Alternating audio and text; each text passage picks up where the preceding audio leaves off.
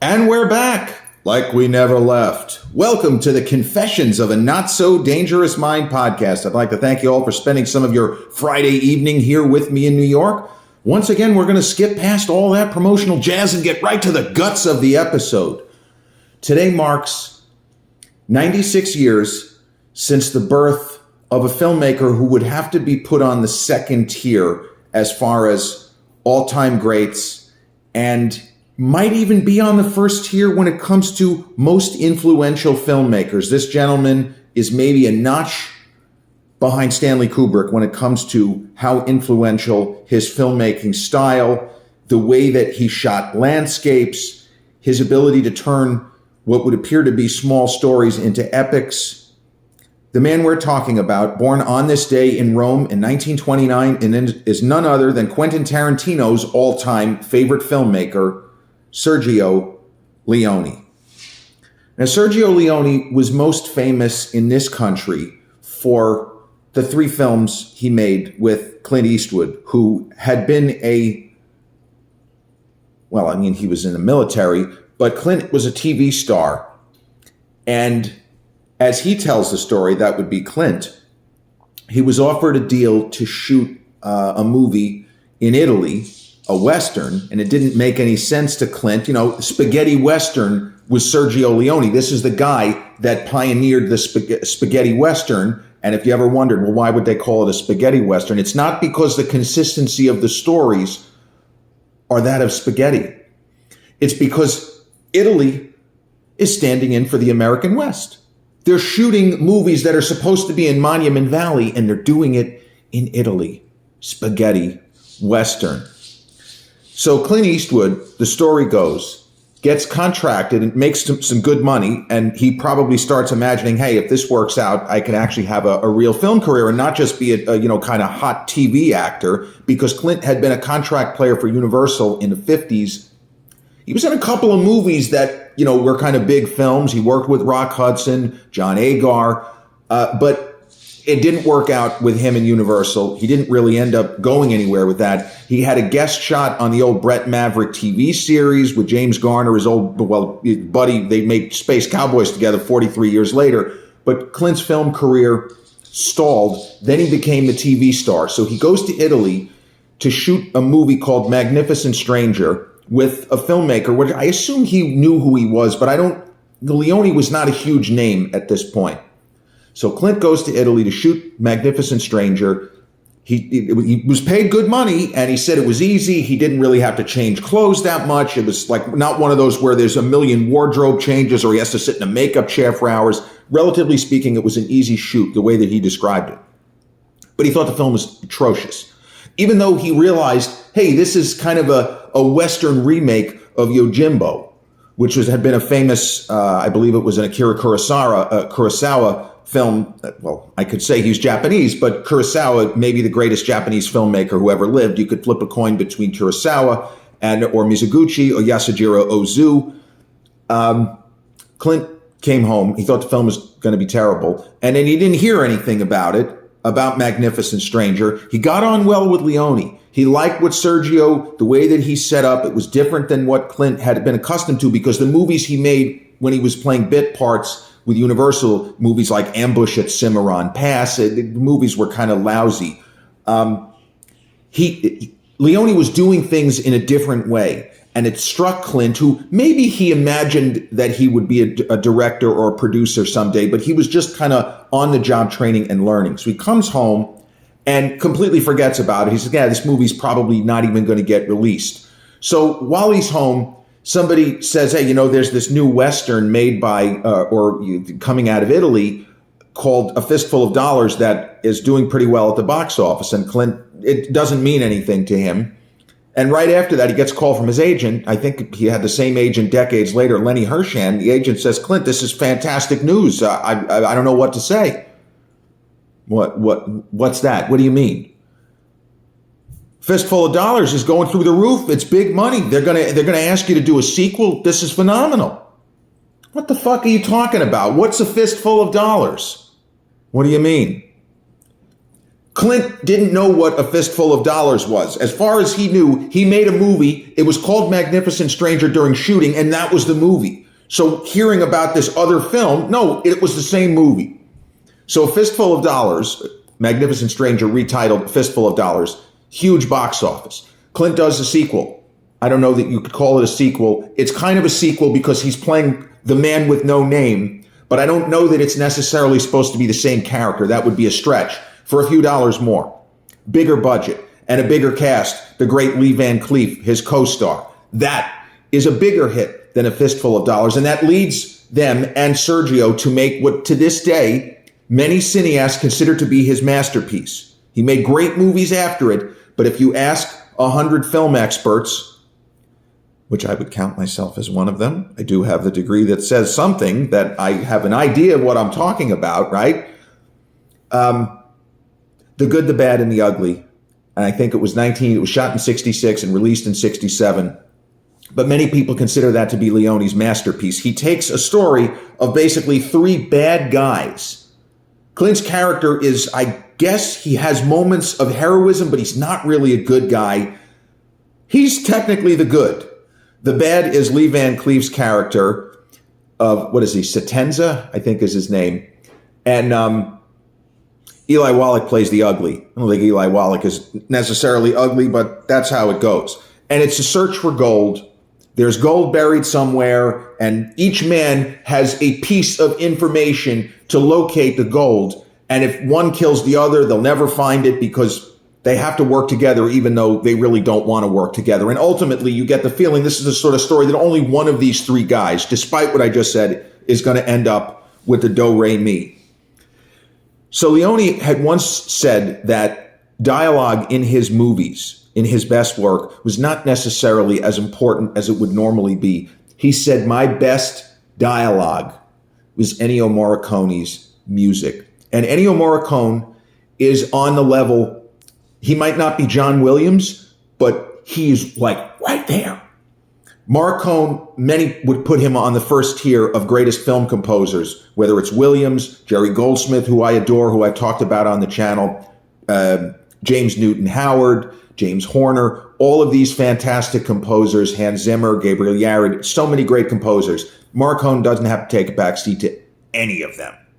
So The Good, the Bad, and the Ugly contains some of his most famous pieces of film music.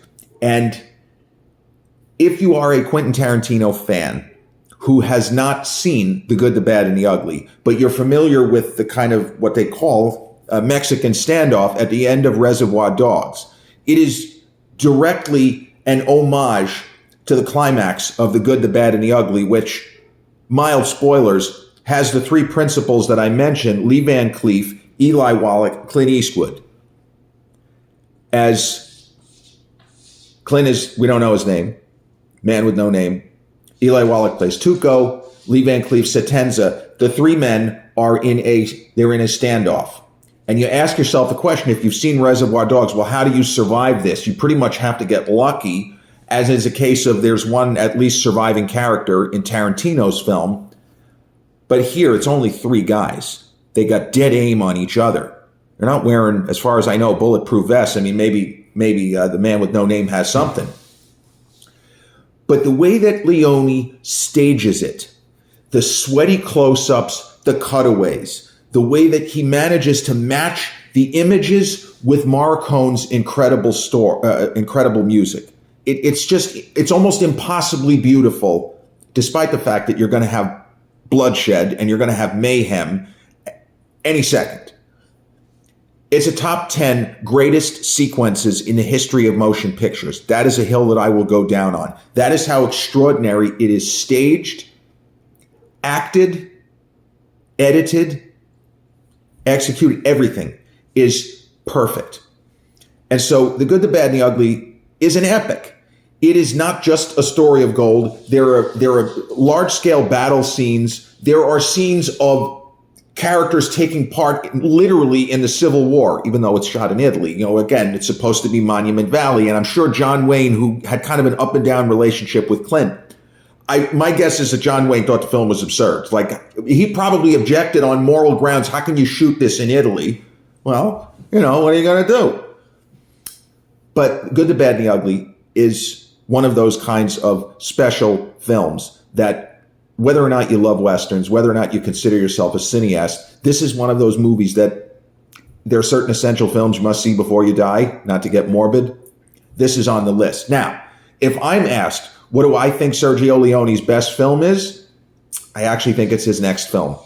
I will put Once Upon a Time in the West above The Good, the Bad, and the Ugly. And we're talking razor thin. They're both a 10 out of 10 if I have, a vote, so to speak. But I feel like what Leone goes for in Once Upon a Time in the West, and I mentioned something like this in yesterday's podcast, when you sometimes have casting that on the surface appears to be ridiculous, but when you actually watch the movie, you say, holy shit, this is ingenious.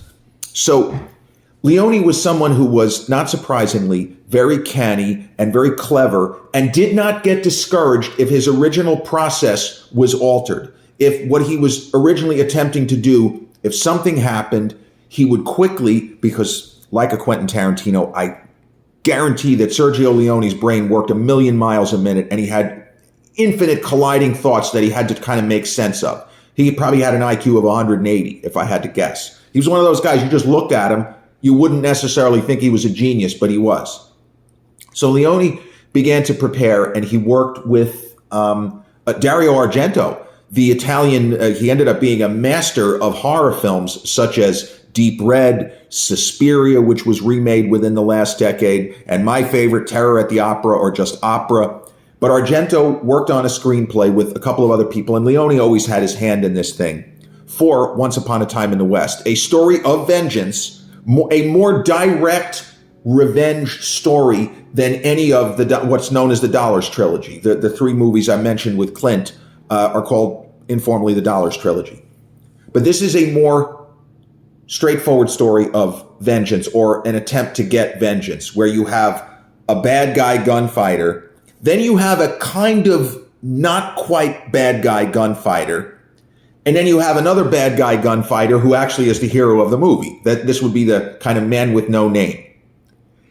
And the original plan was to get Clint Eastwood again to play this character who in the world of this movie is not really called a man with no name. He's the man with the harmonica, because he has the ever-present harmonica, and he keeps playing this bizarre tune. What the hell does the tune represent? Why does he keep playing these strange bars on the harmonica, et cetera, et cetera? Well, Clint, by the time Sergio was getting this film, in pre-production and getting it ready, Clint was already too busy. He was working with Don Siegel. I don't know if he was in production on Coogan's Bluff, but whatever it was, Clint's schedule, they weren't going to be able to do it. I don't know if he actually told Leone, I don't want to do it. This part I'm not sure of. But it wasn't possible for Sergio to get his favorite star, Clint. So Sergio, rather than get discouraged, he brainstorms. He says, okay, here's what I'm going to do. I want Charles Bronson and I want Henry Fonda. Now, just hearing those two names, the assumption would be Bronson's going to play bad guy, and Henry Fonda with the baby blues. 12 Angry Men.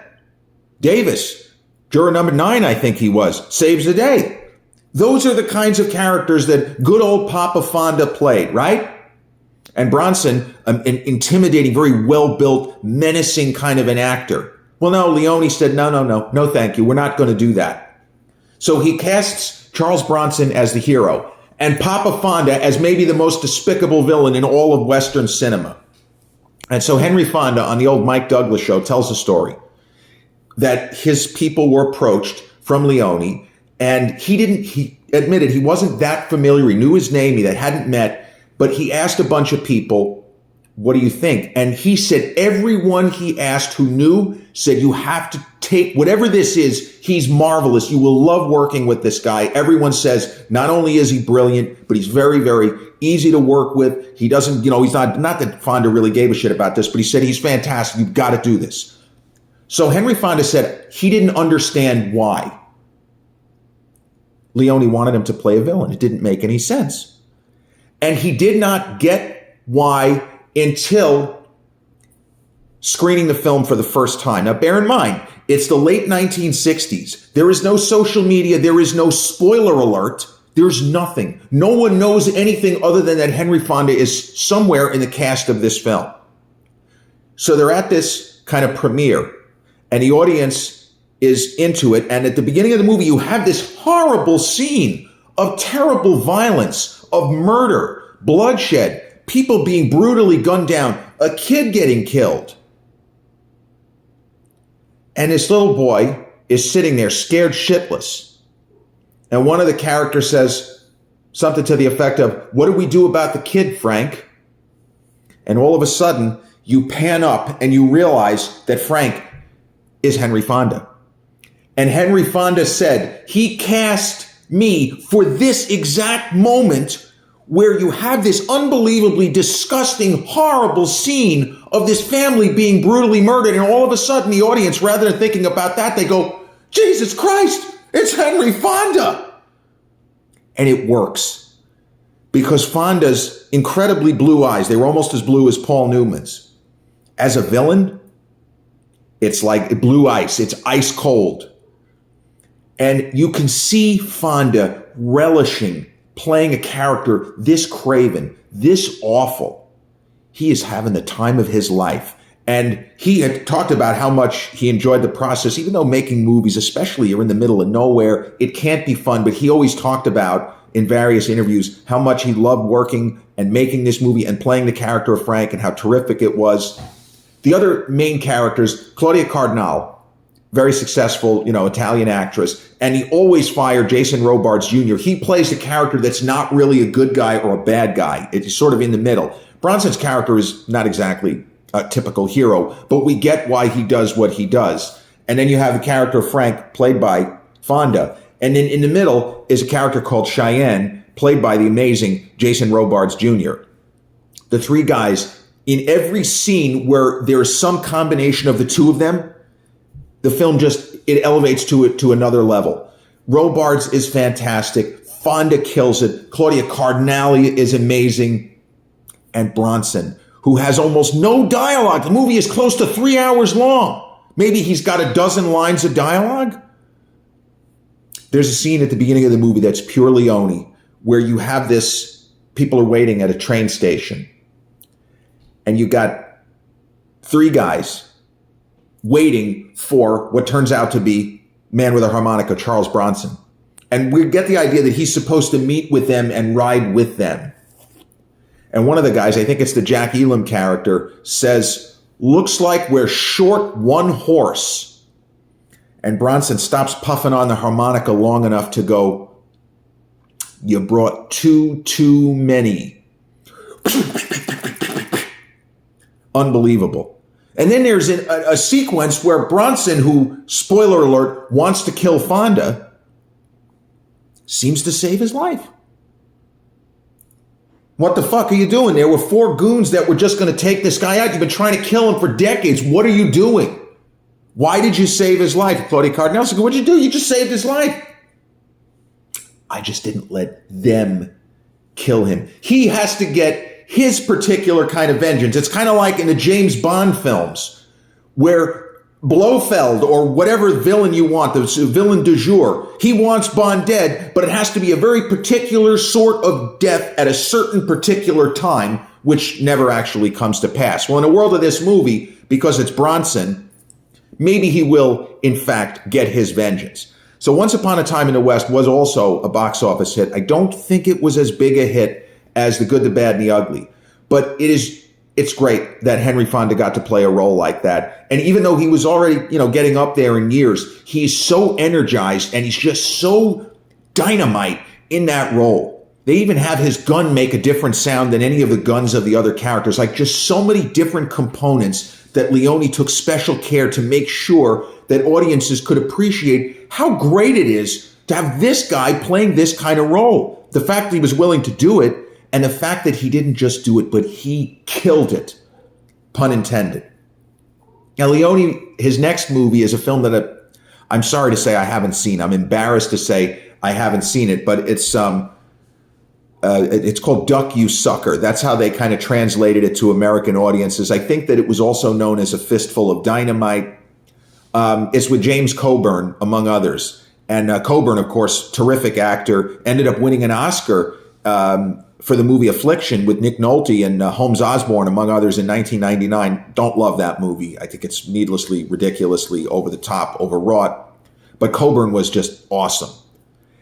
And the other major film of his career is a movie that came out in 1984 that, I hate to say this, it was butchered by the studio, Warner Brothers.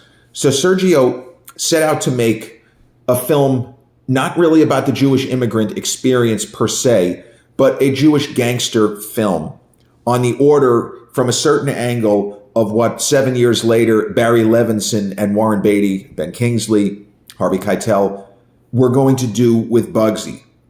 Once Upon a Time in America is a kind of comprehensive tale of the Jewish mob. From the very beginnings in the early part of the 20th century, New York City's Lower East Side, going forward, and the kind of diegetic present of the film, I think, carries us into the 1970s, I'm pretty sure, or close to it. And so you have very interesting actors, child actors in the film, one of whom is actually Jennifer Connelly. And Jennifer Connelly is so striking, you know it's her immediately. Even if you didn't know she was in this movie, you would say, holy shit, that's Jennifer Connelly. She looks like she's about 10, which she was. The main characters, one is Noodles, and I forgot the names of the other characters. But as adults, you have James Woods, Joe Pesci, and Bobby D, Mr. De Niro himself. Mr. De Niro, I call him Mr. De Niro. It's one throwaway joke, just in case you were wondering why I always call him that. It's not even necessarily a sign of respect or anything like that. In the movie Naked Gun, 33 1/3, Leslie Nielsen's Frank Drebin shows up at literally the Oscars, and he says, Frank Drebin, police squad, I've got to get inside. And the security guy goes, yeah, and I'm Robert De Niro. And Leslie Nielsen goes, Mr. De Niro, you've got to let us in. Mr. De Niro. But Robert De Niro plays the lead character of Noodles. And it is decades, 5 decades of the Jewish mob. So 6 years later, again, Goodfellas with De Niro. 3 decades of life in the mafia. But this is pitched at a different angle. It's kind of humble beginnings of these childhood friends who turn into pretty disreputable people, not even trying to make any jokes. They're all bad. And Leone made the movie exactly the way he wanted to without studio interference. So this is where you start to get into strange territory because, and I mentioned this on a podcast, a different episode, where in 1990 when Scorsese was making Goodfellas, he made exactly the movie that Warner Brothers commissioned. He was getting notes during filming. They were watching dailies. And then when he screened his cut, they told him that he had fucked up and we think this is trash. So you say to yourself, bro, I used the script. Everything was cleared. You watched dailies. You were telling me how good the dailies were. What the fuck is going on here? What's wrong with you? Now, Scorsese didn't say that, but he had to plead his case. Bro, you guys got the wrong take here. I believe this is my finest work. Don't tell me it's unreleasable trash. Don't insult me. He didn't even say that, but the implication was, you guys are wrong. Don't tell me that this movie sucks. Give me a break. But Once Upon a Time in America is different because Leone finished his film. 3 hours and 48 minutes. That was Leone's cut. So he screens it at the Cannes Film Festival, and I haven't seen footage, but according to legend, it received a 15-minute standing ovation at Cannes. Well, you bring the movie to the United States, and Warner Brothers starts trying to plan a release date, and what are we going to do? The powers that be, they pulled a Sid Sheinberg with the movie Brazil, and the movie Legend, both in 1985, they pulled a Sid Sheinberg before Sid Sheinberg, and they just took it upon themselves to recut Leone's film. And no less an authority than my favorite film critic, the Pulitzer Prize-winning late, great Roger Ebert. He saw the 3 hour and 48 minute cut at Cannes. He thought it was Maybe it wasn't the best film of the year because 1984 had a passage to India and the eventual winner of almost everything, Amadeus. But Ebert thought this was a masterpiece. It's certainly, to that point, probably the best gangster film ever made, except maybe Godfather, Godfather 2. But it's in the conversation. Like, that's how good Roger thought this movie was.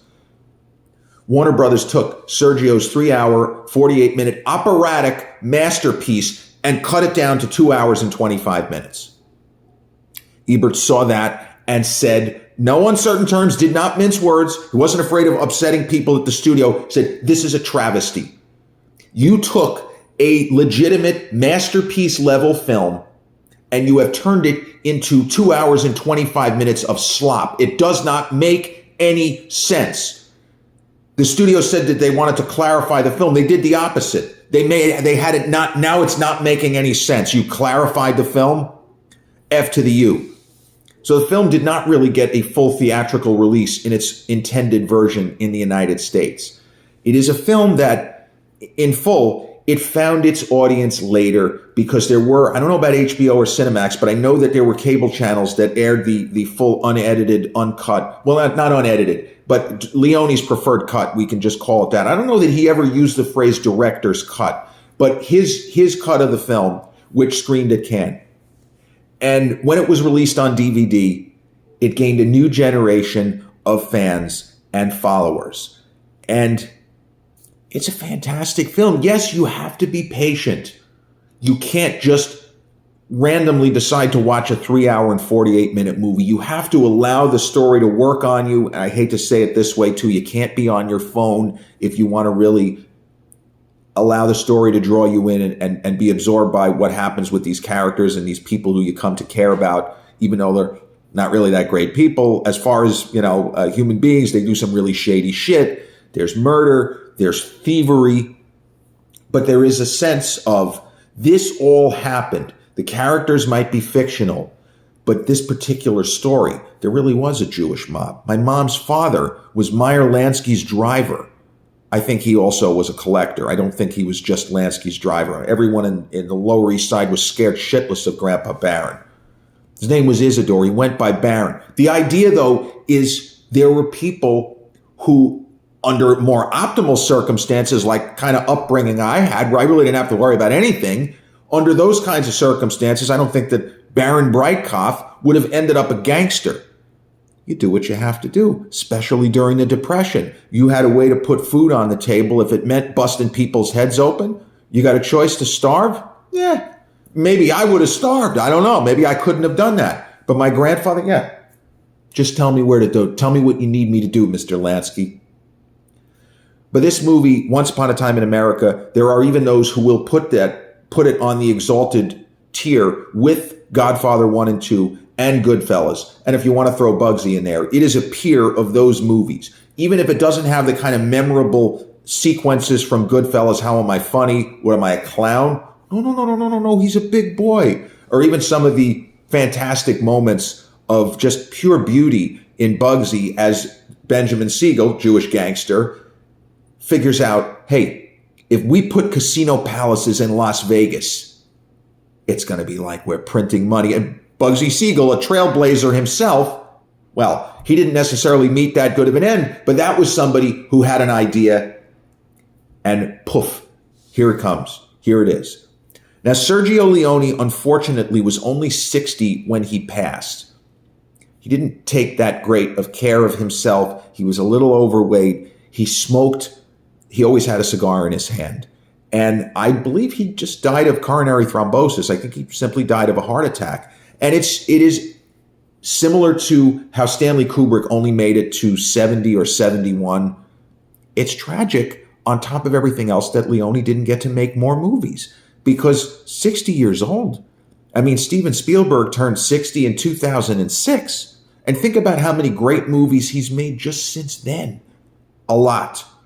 And so it is sad that Leone passed relatively young, but the legacy that he left, the rapid cutting, the way that he framed close-ups, the way that he knew how to frame people's faces so that you could almost smell the sweat and feel the grime. He did it as well as anybody had done it before that. And you can see his influence all over Tarantino's work. You think that it was a coincidence that the 2019 film with Brad and Leo is called Once Upon a Time in Hollywood? No, he's paying tribute to his guy, his filmmaking idol, Sergio Leone, who unfortunately he never got to meet because Reservoir Dogs didn't really hit until 1991-92 and Sergio was already gone. But he's paying tribute to his filmmaking idol and somebody who he always took inspiration from and loves to talk about. There are certain people that if you bring up to Tarantino, he will talk a mile a minute. Leone is one of those people, and with good reason, because his films are unlike the films of anyone who ever worked in the movie business. Happy 96th birthday in memoriam to the extraordinary master filmmaker, Sergio Leone. This has been episode 398 of the Confessions of a Not So Dangerous Mind podcast. I'd like to thank you all for spending some of your Friday evening here with me in New York.